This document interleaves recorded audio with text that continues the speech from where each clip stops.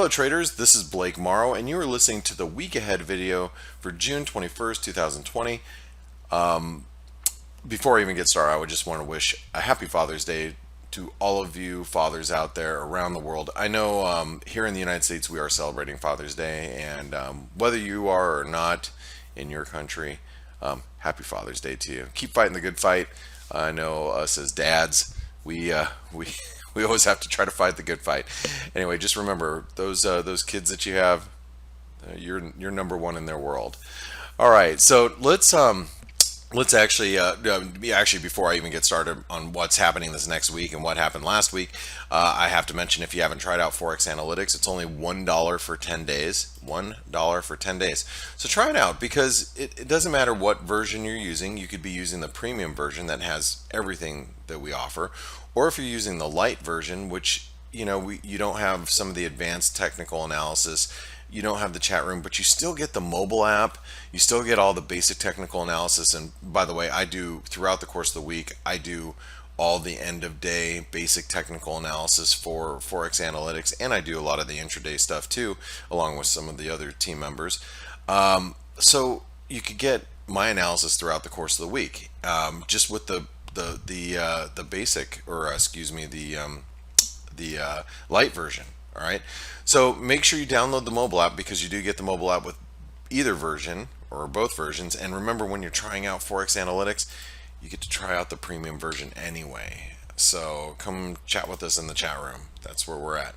All right, so let's talk about first of all last week. So last week we saw some dollar strength going into last week, and actually, if you look at the euro dollar, the euro is really approaching what I consider pretty key support here.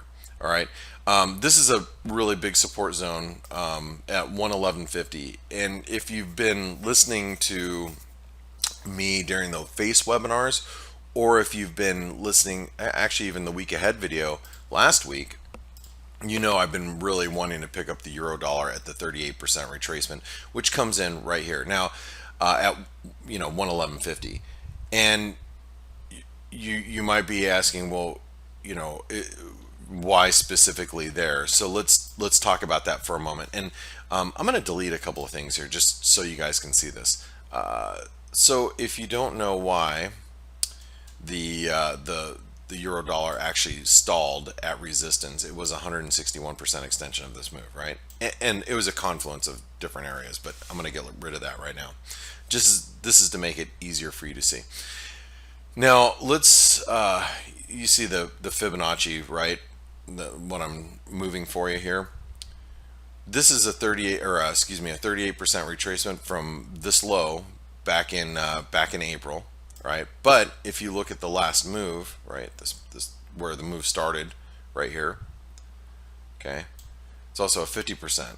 So you got what's called a confluence. You got a 38% retracement of this move, a 50% retracement of this move. They all come in right at 111.50. Then 111.50, as you can see right here, right, is the breakout point. So you got what we call triple confluence of support down at those levels. Now we closed at the lows. And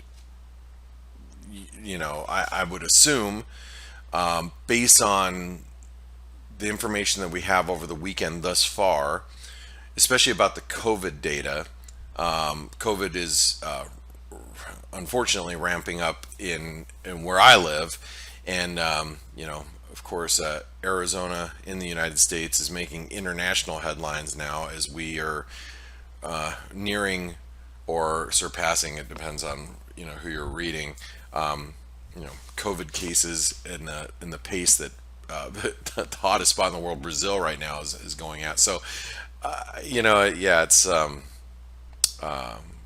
anyway, I don't even get me started on all this anyway. But what I wanted to say is, because COVID cases are increasing in certain parts of the United States quite exponentially, the market might come under pressure a little bit at the open, and therefore the dollar might actually be a little firmer going into the open. But I do expect that the euro dollar is going to find some support right around these levels, so right around 111.50, somewhere around here. Okay, now it, when you're dealing with FX market, you're not just dealing with the euro, because the dollar, even though it's heavily weighted to the euro, you I like to see if there's still going to be some support with other currencies, and so that's when I start going over to the cable and saying, okay, well, will the pound be supported down here? Well, I think it will be. If you guys have been, were listening last week to the Face webinar, we were talking about a little ABC, right? ABCD completion right at the end of the week. We're just below the 618 retracement, so we might actually, find some support, maybe down at like 122.50 area, maybe the 78% retracement down here, a little bit lower than that. But as you can see, we're pretty oversold intraday. This is a 4-hour chart, so when we open up, we're going to be oversold. But what I'm trying to illustrate to you is there's probably going to be some support down here, not only in the euro, but in the cable. The Aussie is trying to break down through this triangle. We had a little false breakout here on Friday, and then we reversed. But it should, we should find some support down here at 67.70s, right? And if you look at the Kiwi, which by the way, the RBNZ meets later on this week, actually on Wednesday morning in New Zealand, and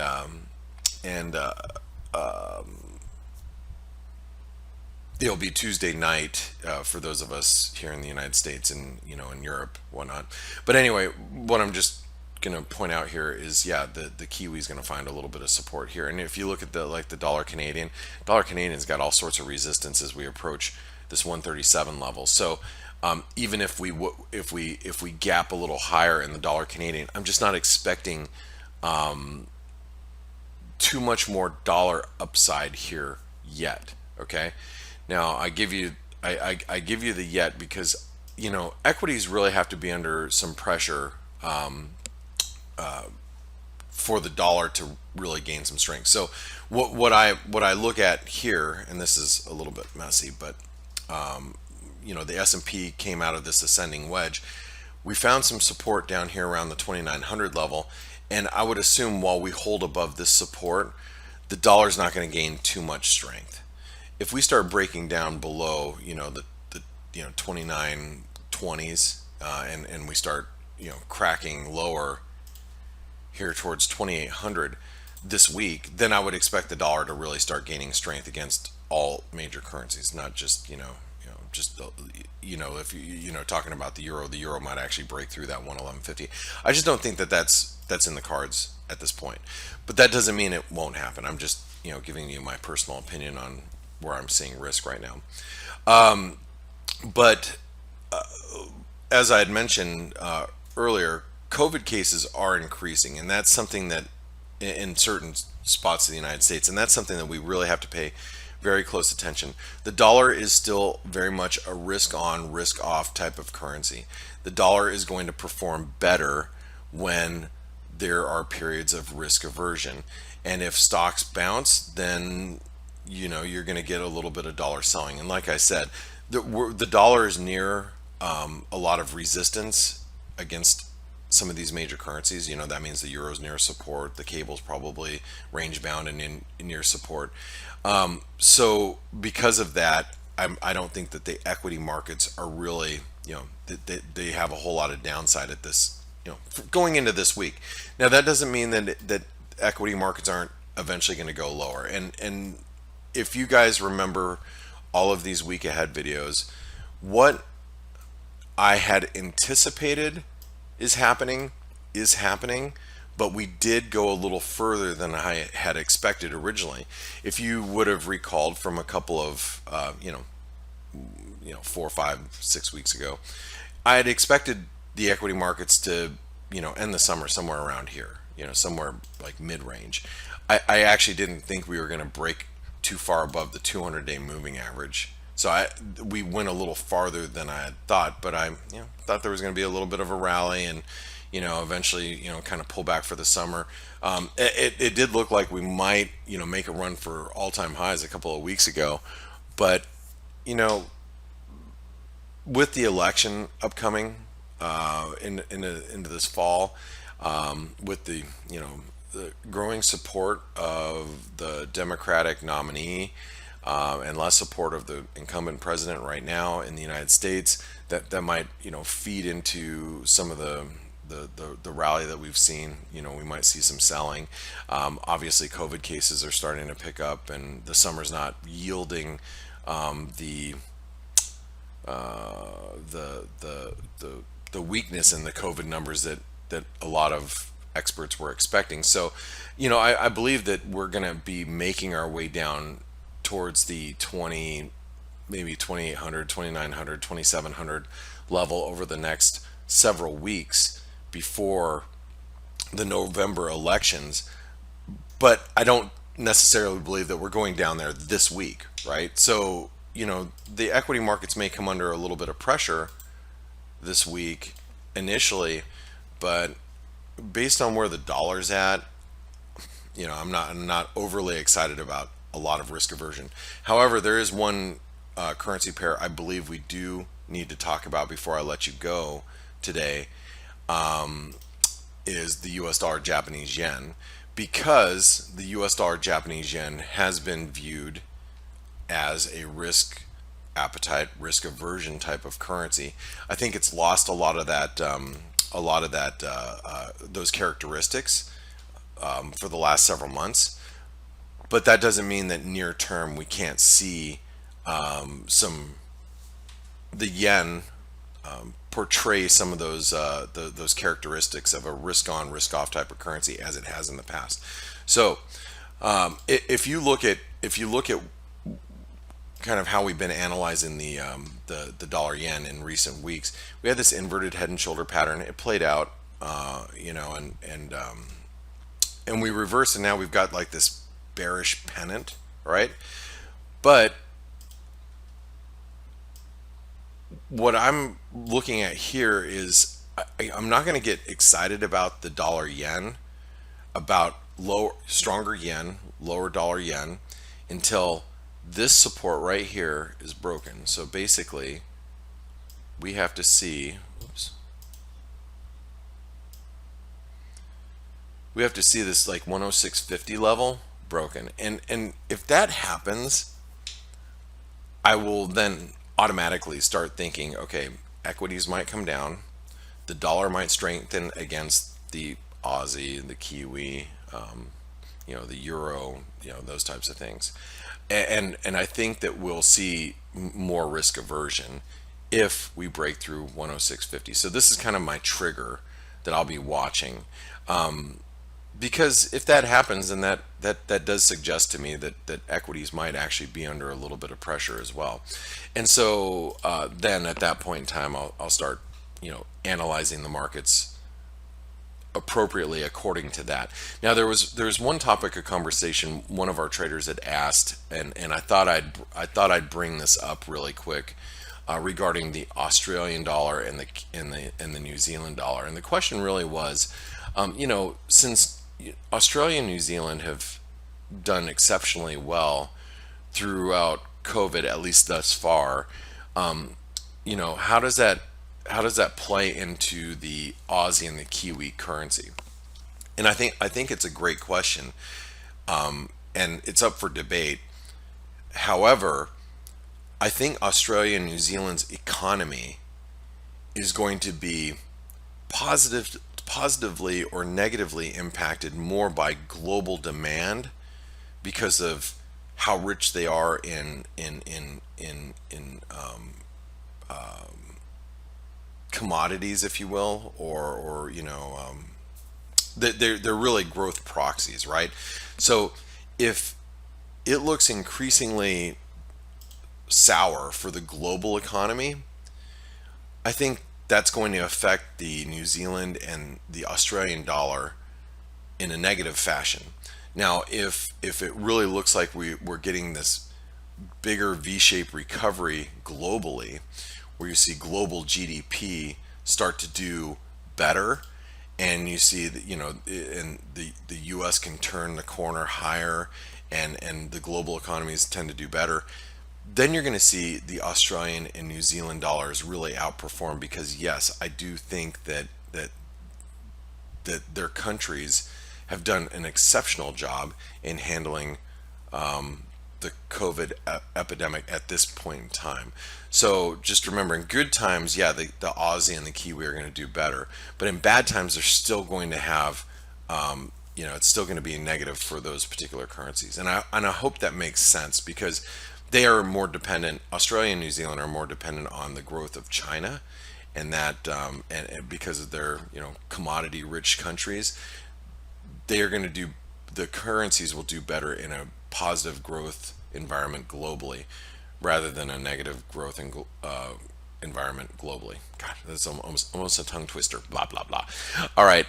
So hey guys, if you feel that this video is going to be beneficial to you going into this next week, then make sure you give us a thumbs up on YouTube. All right, because there are things happening this next week. We do have, like, the RBNZ. Speaking of New Zealand, it's the RBNZ has their rate decision this next week. Banxico has their rate decision, I believe, on Thursday. It's interesting is if you listen to these webinars 2, 3, 4 years ago, I always mentioned that every central bank is going to ZIRP. We're going to have ZIRP everywhere. Zero interest rate policy. You look at the RBNZ, their interest rates are at what, 0.5% right now, or no, they're at 0.25% right now. Yeah, a quarter. I remember when several years ago they were at 5% and working their way lower. One of the benefits of, like, playing the U.S. dollar Mexican peso to the long side is the interest rate differentials of Banxico being at 5.5%. Well, they're expected to cut slash rates again to 0.5%, or to 5%, right? Now that's still 5% higher than where we're at in most places at zero. But is every central bank eventually going to ZIRP? Sure does feel that way, doesn't it? It does, right? So anyway, so we do have the RBNZ. We have Banxico next week. A couple other things that are happening next week. We have final GDP in the U.S. where we're expected to lose, the 5% contraction. We have durable goods, personal income, personal spending in the U.S. We also have some PMIs throughout the course of the week from the Eurozone, like on Tuesday morning. So there are some things that are happening this next week that can impact the market, but I think really the majority of it is going to be risk aversion and risk appetite, based on what the S&P is doing, and then currencies will adjust accordingly. So again, if you found this video helpful, and you think it's going to be beneficial to you, give us a thumbs up on YouTube, because it makes our team happy that you're enjoying these videos, and they love producing them for you if they know that you're liking them. And then also subscribe to our channel on YouTube. This way you don't miss any of the great interviews that Dale Pinkert does on F.A.C.E, 4 or 5 days a week. And guys and gals, I hope you have a wonderful day, and really, if your father's still around or your grandfather's still around, make sure you reach out and give them a big happy Father's Day wish. And for those of you that are fathers, God bless you. Keep fighting the good fight, and keep giving those kids something and someone positive to look up to in the world. So have a great one, ladies and gentlemen. I will see you on the F.A.C.E webinar tomorrow morning. Thanks.